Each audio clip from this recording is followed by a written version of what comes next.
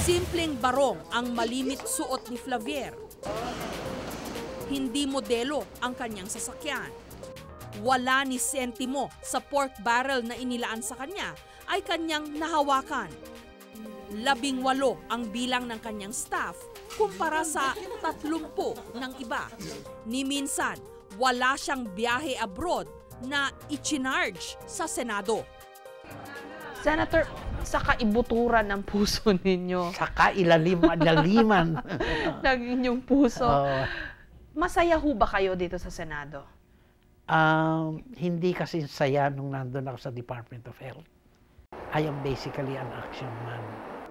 Pero dito, dahil sa hiningi ko naman at binigay ang 6 na taon, tatapusin ko at I will not aim for anything. I don't want to be Senate President. I don't want to be Majority Floor Leader. I just want to be a useful senator. Isa sa mga hindi malilimutang naging Secretary of Department of Health na naging senador din, si Secretary or Senator Juan Flavier. Kuwelang-kuwela kasi yung kanyang mga paandar sa Department of Health. Yung bang mga mahahalagang issue sa ating kalusugan, napaabot niya sa masa kasi ang galing nung kanyang mga naisip na mga kataga o pananalita. At simpleng-simple lang yung kanyang mga programa pero nagdulot ng maraming benepisyo para sa ating lahat.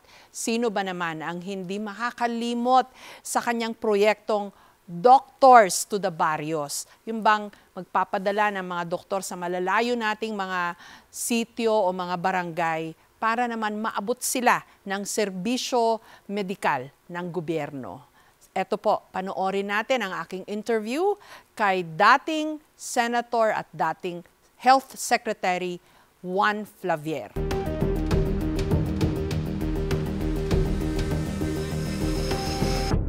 Base sa huling mga survey, sadsad ngayon ang approval ratings at kredibilidad ng Senado. Ito'y dahil na rin sa mga napabalitang away-away at bangayan ng mga senador. Sa lahat ng ito, isa sa kanila ang nananatiling angat. Sa kisig at tindig ng ating mga kagalang-galang na senador, lalo na kapag nag-umpisa na silang magbalitaktakan, madali siyang matabunan. Si Senator Juan Flavier, sa height na 4'11", siya na marahil ang pinakatipid sa pansin sa mga senador.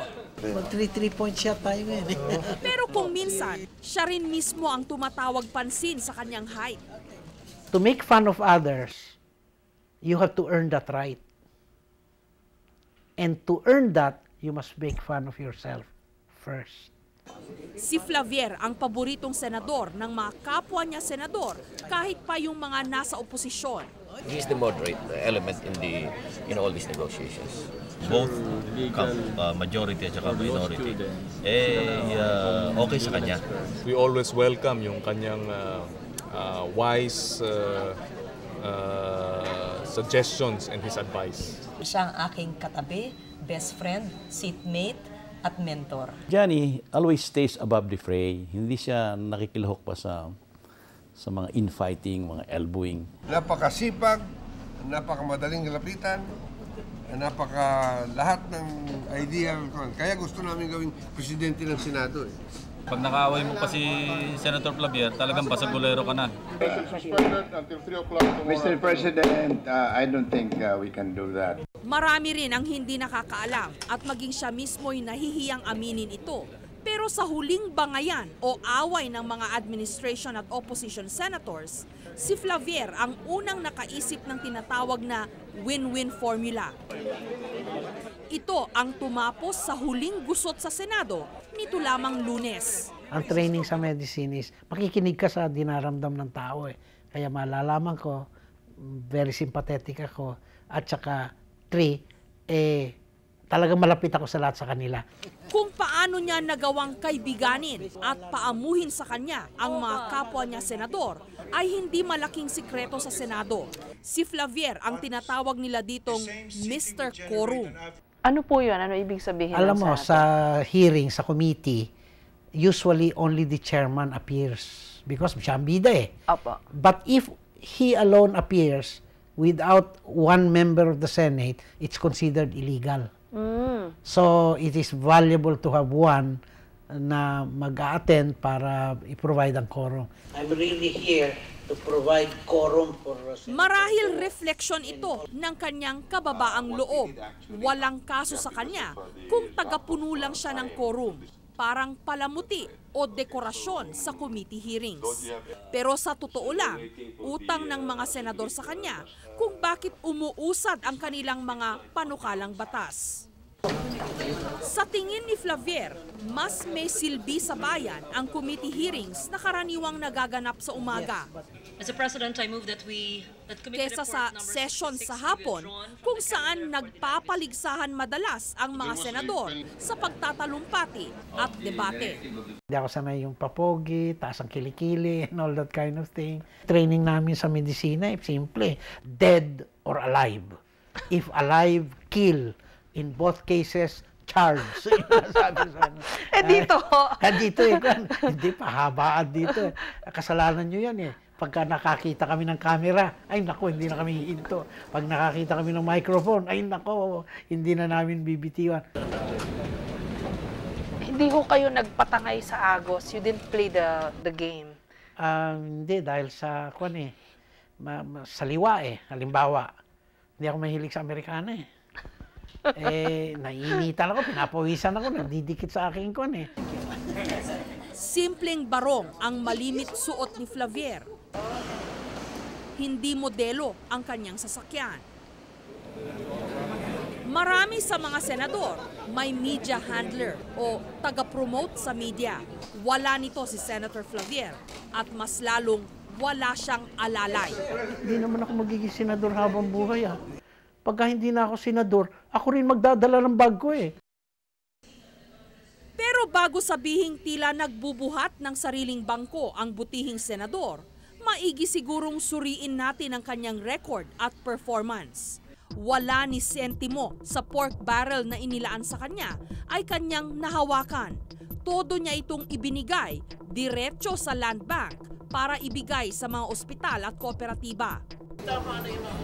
Bago napunta sa Senado si Joker Arroyo, nawala ni isang staff member, si Flavier ang pinakamatipid. 18 ang bilang ng kanyang staff kumpara sa 30 ng iba. Ni minsan, wala siyang biyahe abroad na i-charge sa Senado. Payak ang pinagmula ni Senator Flavier. Sa Tondo ipinanganak pero sa isang minahan sa Benguet Province lumaki. Laborer ang kanyang ama, tindera ang kanyang ina. Nagkasakit ang nanay ko and because we were mere laborers, I felt that she didn't get the medical care that she should have gotten. Fortunately, she got well, but I then said, magdudoktor ako. Parang nanay ko ay magamot na gusto. Then my best friend, nahulog sa puno ng bayabas. Nabali ang kamay, nagkaroon ng nakomang. Opo. Symbolically, sinasabi sa sarili, dudoktor ako, so wala ako mga kaibigan na mababalian ang kamay na hindi maitutuwid. Sa librong ito, ikwinento ni Flavier kung paano siya nakaalis sa kahirapan. Kung paano pinaghirapang sursihan ng kanyang ina ang bawat second-hand na damit na kanyang binibili at itinitinda upang tustusan ang pag-aaral ng kanyang anak sa medisina. Noong high school sila sa Baguio City, hinulaan ng kanyang kaklasing si dating Finance Secretary Edgardo Espiritu, magiging doktor si Flavier, mag-aaral sa UP at sa Amerika at magiging Secretary of Health at Senador. Lahat ng ito nagkatotoo. Ang mga libro niya, actually nakikipag-share siya. Borrows from us, but of course we share his notes. We gain from his talents. Dahil talaga masipag si Johnny Nasa high school kami, nagbebenta kami ng dyaryo ni Johnny sa Session Road. Nagtatraffic kami. Ayoko magkakabagana kayo lahat. Sa baryo piniling manilbihan ni Flavier bilang doktor. Hanggang kunin siyang Secretary of Health ni nooy Presidente Fidel Ramos at naging senador. Senator, sa kaibuturan ng puso ninyo. Sa kailaliman ng inyong puso. Oo. Masaya ho ba kayo dito sa Senado? Hindi kasi saya nung nandun ako sa Department of Health. Una, dahil sa doon, action. I am basically an action man. Pero dito, dahil sa hiningi ko naman at binigay ang 6 na taon, tatapusin ko at I will not aim for anything. I don't want to be Senate President. I don't want to be Majority Floor Leader. I just want to be a useful senator. May mga nagsasabi ho na you're perfect for bigger things. Dapat meron pa kayong ibang dapat maabot na mas mataas na estado. Tama na sa akin yun. I'm happy already. Plus, there are may 3 dahilan. One, I'm not in top shape. My health is not that good. Outwardly, isip mo, okay. But I have mild diabetes, I have mild hypertension, I have asthma, and that does not augur well for a rigorous campaign. Number 2 is that I'm already 67 years old. And no matter what you say, whether i-deny mo hindi, talagang, age will catch up with you. And then number 3, talagang tinanong ko sarili ko, nag-soul searching ako eh. I don't have the fire in my belly for anything higher. And I submit na kung gusto mo talaga maging presidente o vice president, dapat meron kang hangarin na talagang ipagbibili mo ang mother-in-law mo para dito sa komposisyon niya. Wala wala doon. So, but I always of course end by saying it's destiny. You never can tell. Para sa bayang sawang-sawa na sa politika at mga politikong panay ang girian, si Senator Juan Flavier ay angat sa lahat.